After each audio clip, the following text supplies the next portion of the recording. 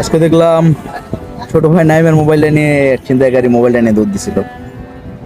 তো বিষয়টা একটু নলেজে নিলাম, দেখলাম আমরা সাধারণ যারা বেকার বাপের হোটেলে খাই তাদের হিসাব তো বাদই দিই।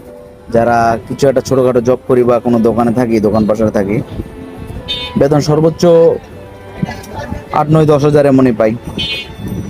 এর মধ্যে পকেট খরচ আছে, মোবাইল খরচ আছে, গাড়ি ভাড়া আছে, সব মিলিয়ে টিলে 4, 5 হাজার টাকা চলে যায়।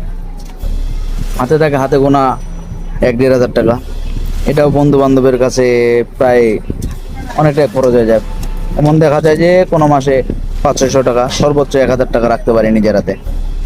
একটা মোবাইল কেনার জন্য ঠিক এই 500, 1000, 200, 300 এইভাবে টাকা ঝরায়া ঝরায়া 1 বছর, 1.5 বছর, 2 বছর, 12 মাস, 24 মাস টাকাটা জড়ায়া, 24 মাস, 25 মাস ধরে এই টাকাটা জড়ায় একটা মোবাইল নিই আমরা 15, 20 হাজার বা 25 হাজার টাকা দিয়ে।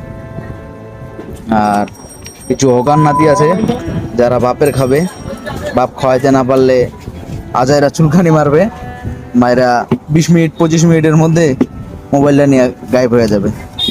তাদের বলি, তাদের বাপের মোবাইল নাকি, মোবাইলটা নিয়ে গায়েব হয়ে যাও তোমরা? কাজ করে খাও না ভাই, প্রতিবন্ধীগুলোর মতন চুরি করতে যাও কেন? প্রতিবন্ধী মানুষগুলো তো চুরি করতে যায় না, তোমরা যেভাবে চুরির পিছনে হাত দাও। গাঁজা খাওয়ার নেশা উঠছে, সাইডে চলো তোমার গাঁজা খাওয়াবো ভালো করে আমি।